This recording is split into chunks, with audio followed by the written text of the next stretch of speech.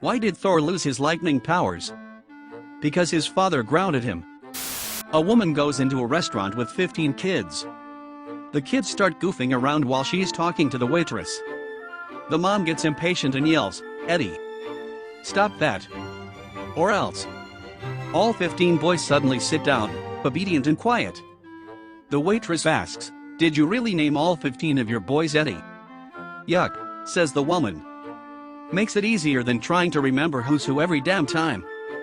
But what if you only want to talk to one of them for some reason? The waitress asks. "Well, then I just call them by their last names. This German Shepherd comes and takes a shit on my lawn every day.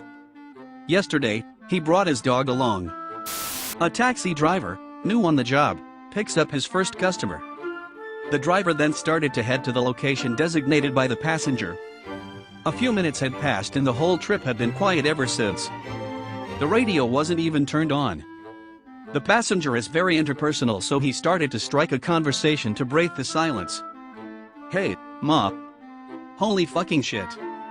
The driver abruptly hit the brakes. "Dude, WTF?" The passenger complained. The driver then apologized. "Sorry, man. It's my first time on the job and I haven't adjusted from my previous job yet." "What did you do before this?" "I drove a hearse." "What's a mathematician's favorite kind of boob?" "Quantities." "Jeannie, I will grant you 3 wishes." "Me? I've seen this before. Whatever I wish for will come back and bite me in some way." "Jeannie, I promise that won't happen." "I'm so sure it won't. I'll give you infinite wishes if it does." "Me? Okay. I wish for a boomerang with teeth." "Jeannie, you son of a..." "Doctor, do you want the good news first, or the bad news?" "Man, good news first please, Doc." "Doctor, we're naming a disease after you." A lumberjack went into a magic forest to cut a tree. Upon arrival, he started to swing at the tree, when it shouted, "Wait! I'm a talking tree." The lumberjack grinned, and you will dialogue. "I just saw my wife walk by with her sexiest underwear on, which can only mean one thing. It's laundry day. Guess who woke up with 20 missed calls from his ex?" "My ex." 3 men go to hell and they're pissed. Surely we weren't that bad. They ask themselves. There has to be something we can do to get out of here. Satan suddenly appears and says, "Oh, but there is. Withstand 10 whippings from my trusty whip here and you're free to go. I'll even let you pick something to cover your back with." The men let out a cheer. This wouldn't be so hard. The first man steps up and observes his surroundings. Finally, he picks a sturdy-looking boulder to place on his back. "Ready," he says. Satan raises his whip and yells, "One!" Crack. The boulder immediately splits in half. "Ah, fuck this," says the first man. "I'll just stay." Satan smirks and asks, "Who's next?" The second man steps up and, without picking any protection, gets in position. "Are you sure about that?"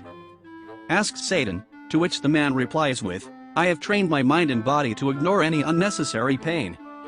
I need no protection." "Whatever you say, paddle." Satan raises his arm and yells, "One!" Crack. The man slightly flinches, his pain evident, but he remains upright. Annoyance flashes across Satan's face. He raises his arm again and shouts, "Two!" Crack. Again, the man remains upright, all the way up to the 10th whipping. The man gets up, weary but happy. Satan looks furious and says, "Whatever, good job.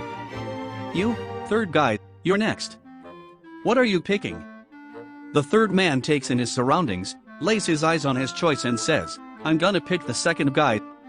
I just read in the news that tons of Americans are sending their old clothes to poor people in Africa.